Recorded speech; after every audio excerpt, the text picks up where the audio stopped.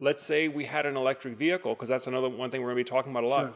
Let's say we had an electric vehicle, we wanted to tie into this home IQ energy system. Yeah. How would that work? That's the beauty of this, all-in-one AC coupled solution, because it's got the battery, it's got battery management built in here, it's got the microinverters for inversion, and it's got the same device and software is also a charge controller to charge the battery, and all the communications and software.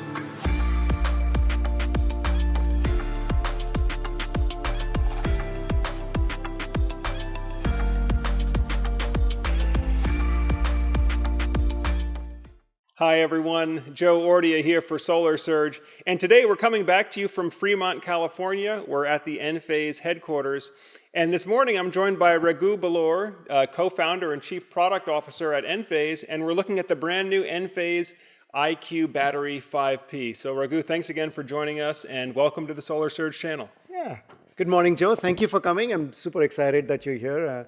I've seen your shows, and they're fantastic, very educational, and I'm glad you're here so we can share with you our newest generation of battery.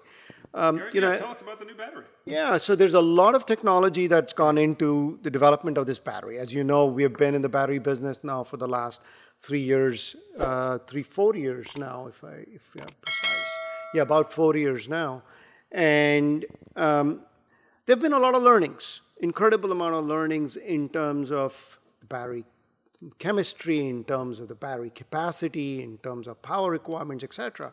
Because so far batteries have been used for providing resiliency. Resiliency means if there's ever a grid outage due to backup, it's backup. If there is an outage due to weather related or the grid goes down for whatever reason, the battery can jump in and synthesize its own grid, build its own grid within the home, create a microgrid for your house, and that allows you to continue operating as normal, as usual. So there have been a lot of learnings over the last 4 years since the release of our previous generation, since we first released our batteries. And so this is the culmination of all of those learnings.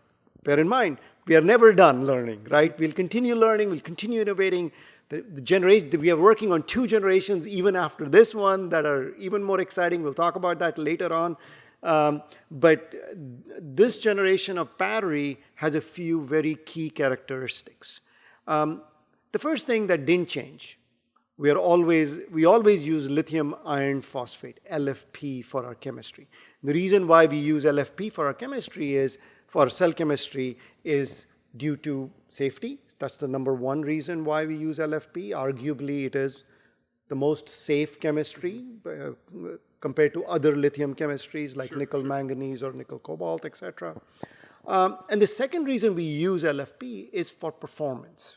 Right? LFP is much more tolerant to variations in temperatures, and so we don't need to have any active cooling. So we don't have any pumps and liquids flowing around in here in order to cool the chemistry, in order to cool the cells. We actually use what's called passive cooling. We have a simple heat sink, and that's sufficient for this type of chemistry. So 2 key reasons why we use this chemistry, and we have stayed with this chemistry since our generation 1 of our battery. The second big thing that we did in this battery is we recognized that we needed more power out of the same battery. So if you look at the 10T, the previous generation of battery, it was capable, the 10T was capable of putting out about 3.84 kilowatts of power, of continuous power. That's continuous power. And 150% of that continuous power for short durations to start things like air conditionings and motor loads, to deal with surges, right? So, but if you compare that to 2 of these, this is a 5 kilowatt hour battery. So put 2 of them together, you get 10 kilowatt hours. We doubled the max continuous power. So instead of 3.84 kilowatts, you get 7.68 kilowatts. And what that allows you to do is to start heavier loads. We also did was we doubled the surge. So instead of 150%, these things are capable of 200% surge, 200% of a bigger number.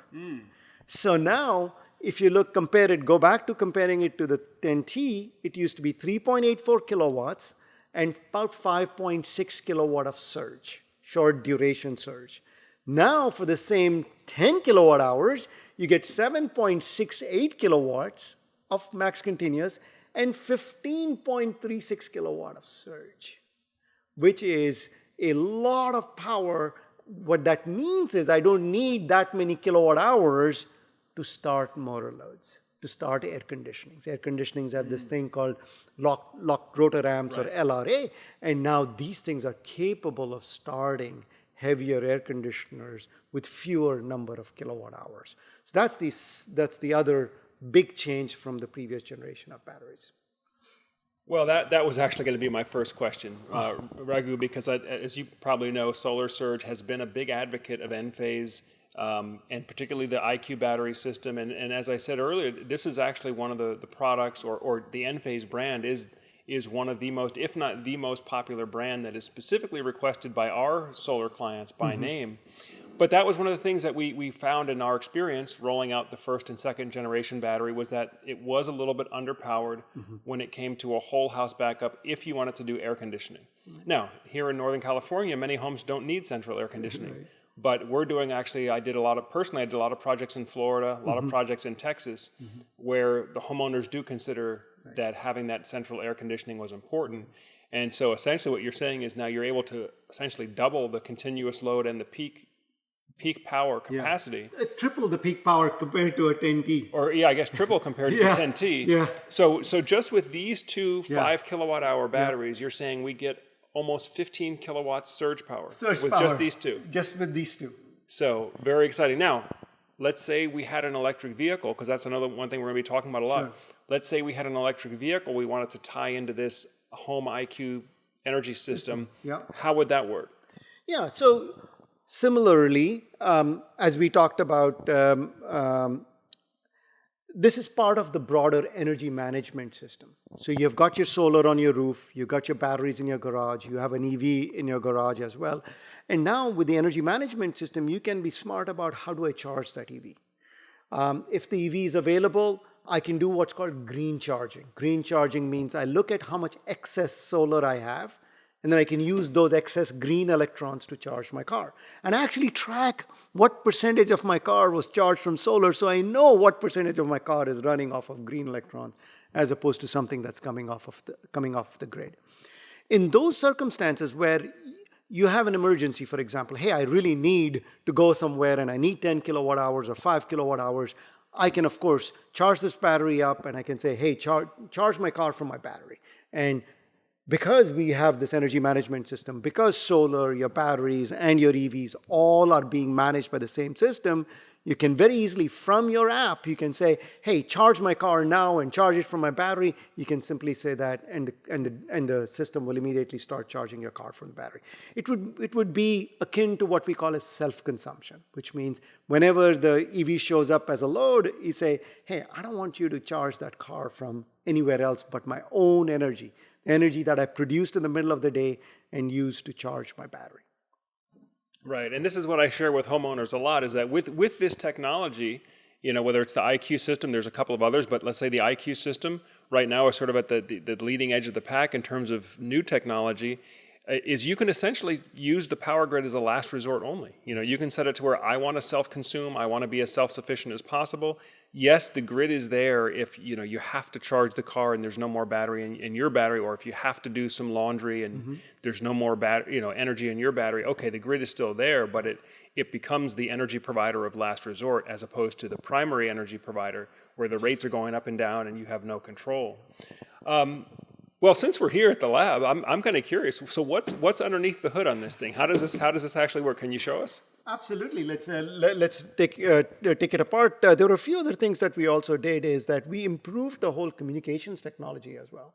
The way our systems communicates with these devices. We used to use a wireless communication before, and we felt that as the batteries become more and more mission critical, we needed something much, much more deterministic. We found that the wireless has a lot of interferers. People are now, adopting a lot of IoT devices and smart devices in the home. They all use the same wireless frequency. And when you use that, we found that there was a lot of interference with our batteries. So we said, no, this is a mission critical function. Just like you said, hey, I want to suddenly charge my battery. It's an emergency. I want to charge my car rather. I need to do that. Or, hey, I don't get paid under a net metering 3.0 scenario. I don't get paid for exporting any energy into the grid. I need to charge this battery. Those are all mission critical functions that really impact your wallet, right? So you go, no, we need to change the communications technology, and that's what we did. We went to what's called a wired communication technology. So is that over the power lines themselves, or is there like a Cat5, or how does it work? Yeah, it's actually not over the power line. The power line, the microinverters on the roof communicate over the power line. Here we have a dedicated control area network, a CAN wire that runs. But we did a few things in here that we made sure that we are UL listed such that that CAN wire can run in the same conduit as a power. So from an installation point of view, for our installer partners, they didn't have to run a separate conduit to run high voltage, low voltage conduit. So this all can be run in one. We picked the right wiring. We got it all tested. It also depended on where the wiring landed, either in our system controller or the combiner, as well as in here. So there was a lot of engineering effort that went into ensuring that we were compliant and that wire could land within. Could be drawn within the same power conduit as well. So let's take a look inside. And can this pop off? yes, it can. You can just pull this off. There you go. It's not very heavy cover. And as you can imagine, there's one thing that's always common to all of our devices. The IQ microinverters. Yes, we do. We ship, I think last quarter we shipped about 5 million microinverters and in the quarter. And so we know how to do these well. And we pay an inordinate amount of attention to quality and reliability, as you would know. So we use the same technology that's in here, with one small difference. This is a little higher powered microinverter. So our typical microinverter is either 366 watts or a 384 watts or a 300 watt microinverter. These are 640 watt microinverters. We're going to be launching our commercial product. And this is the commercial microinverter because it's got more power. So we needed to double the power. So now this has 6 of the 640 watt microinverters. So that's how you get 3.68 kilowatts of power, right? I can think of so many more questions now that you just mentioned that, because Raghu, I'm sure, as you know out there are a lot of commenters out there. One of the things that your competitors like to poke at you is, well, the power handling isn't keeping up with these high capacity solar modules that are coming onto the market. So now you're saying that there's a 600 plus watt microinverter AC. Correct. Okay. That can now support modules that are going to be in the 600 plus, even 600 watt modules.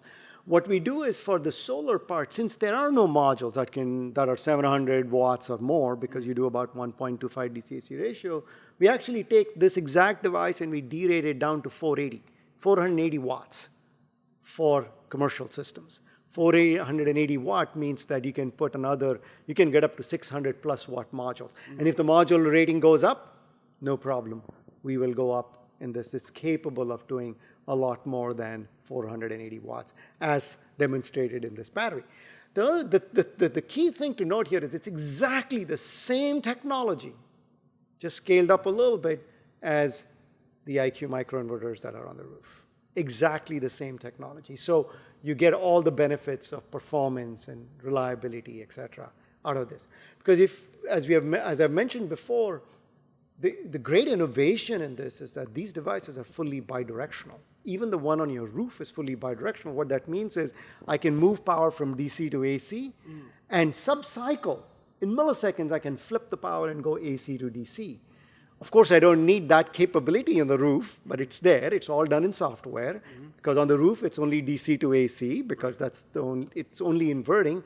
Here, it's doing both inversion as well as charge control. So I go DC to AC when I'm discharging my battery, and I go AC to DC when I need to charge my battery. That's the beauty of this all-in-one AC coupled solution because it's got the battery, it's got battery management built in here, it's got the microinverters for inversion, and it's got the same device and software is also a charge controller to charge the battery, and all the communications and software. And I'm glad that you described it too, because a lot of times, we talk about these products as batteries, as if they're batteries. And in reality, this is not a battery, this is an energy storage system. Battery, battery management software and hardware, and then you've got your inverter rectifier function being done by the 6 parallel microinverters. Correct. Right? So this is what makes up an energy storage system or an energy storage appliance. The battery storage is a big part of that, and so we might call the total solution a battery, but in reality, it's a lot more than that. You absolutely nailed it, Joe. It's a complete energy system, and the reason why you need an energy system is so that our installer partners are not out there, finding a battery, finding battery management, trying to interface with some other inverter. How do you communicate with it? And all of those things. This is all in one, right? Everything is integrated into this beautiful little box here, right? And it is an element of that energy management platform that I was talking about, because this enables that energy management system to be very intelligent in saying, hey, at this instant in time, based on my forecasted production, based on my forecast of how much you're going to consume, based on the utility rates, based on whether you have an EV or not, based on how much sun I have, I can decide when to charge, when to discharge the batteries. And in order to deliver, whether it's the self-consumption, economics use case, or a green charging use case, or a carbon footprint use case, whatever the homeowner may desire. So it requires a lot of hardware and a ton of software to manage these kind of systems. Yeah. Well, it's really exciting to see this. I've been eagerly anticipating the release of this product myself as a potential buyer. But basically, what we're talking about here, folks, is double the continuous load power rating, double the peak power rating. If right from the continuous rating to the peak rating is now 200%. 200% ratio. We went to slightly higher capacity as well. We used to be building blocks of 3.3. Now it's 5 kilowatt hours, still ensuring that it's a 2% install. Excellent. Because we don't want to go, it would be easy to say, why don't I make 10 kilowatt hours or 15 kilowatt hours? It'd be easy to do, right?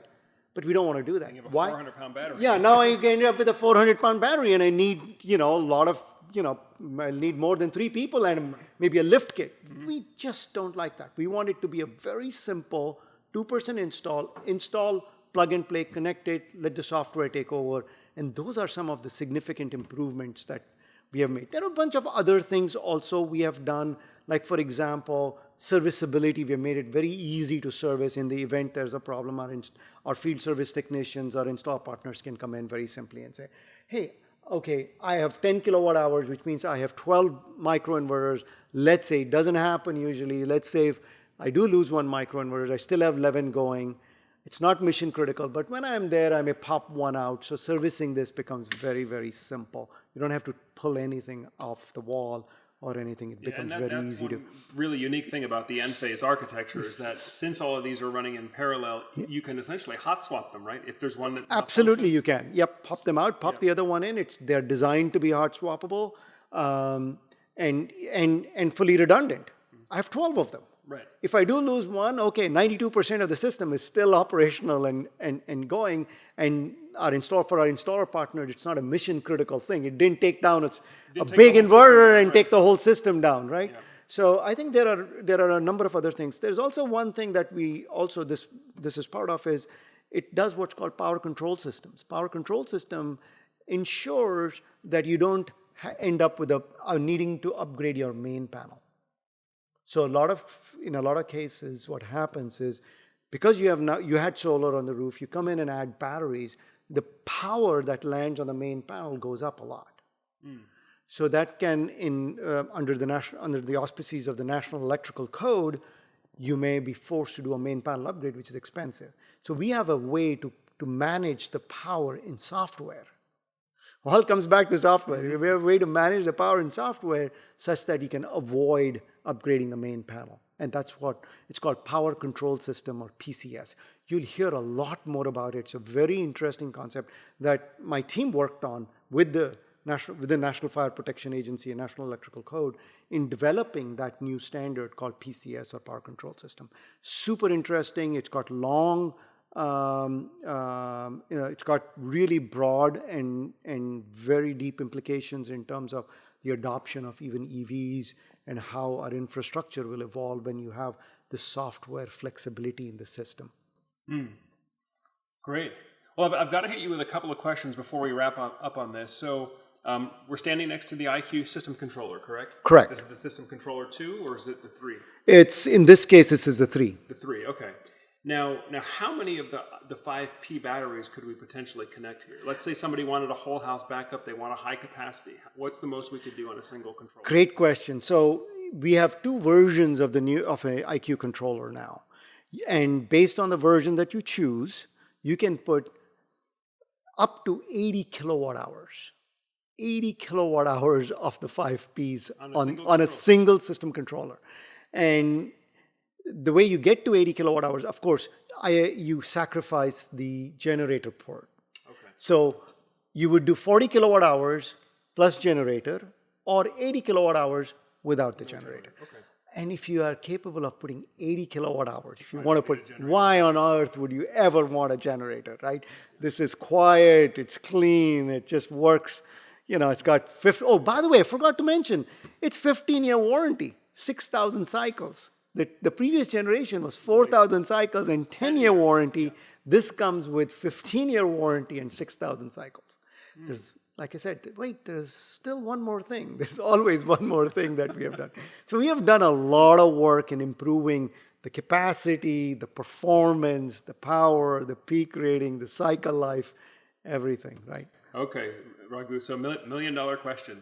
How much does it cost, and where can we get one? If you're an installer, you know, obviously a homeowner, you probably want to work with your local installer, but if you're an installer and you want to start introducing this, maybe they're installing the 10T right now, they want to move to the 5P, what does this look like? The 10T is a great product, by the way. So if you're installing 10T, you're not going to go wrong. Please continue installing 10T.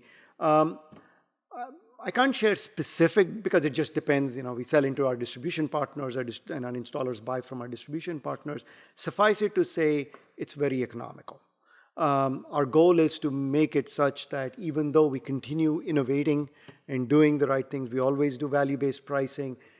If we don't create value, we can't charge for it. So our goal is to always create value, and then if we create value, it's economical both for the homeowner as well as our installer partners. And of course, it has to be economical for Enphase as well. Sure. Right? So it is value-based pricing, and we priced it very economically.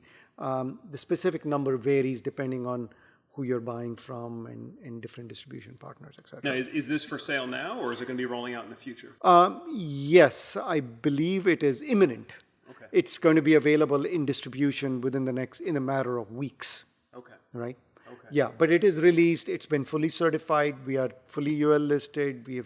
And one of the tough standards that we had to meet was what's called UL 9540A, which is a safety standard that takes into account propagation of fire, etc. Fire safety requirements. So we are fully compliant to UL 9540A. By the way, I know whether this is germane or not, but we've released it in Australia as well. So both US and Australia, and over time it'll go to Europe as well. So these are products that we build that have a global reach. Excellent. Well, folks, this has been a first look at the new Enphase IQ Battery 5P. I think you're going to be seeing a lot of interest and a lot of adoption on this new battery. Double the power per kilowatt hour storage compared to the previous generation. Double the peak surge power, which again, this is one of the issues where we were really looking for a solution. Enphase has delivered that solution. So Raghu, thank you again so much for 15-year warranty. 15-year warranty. Yep. So folks, this has been a quick look at the new IQ Battery 5P. As always, I'm Joe here, encouraging you to get prepared and be empowered, and we'll see you on the next video.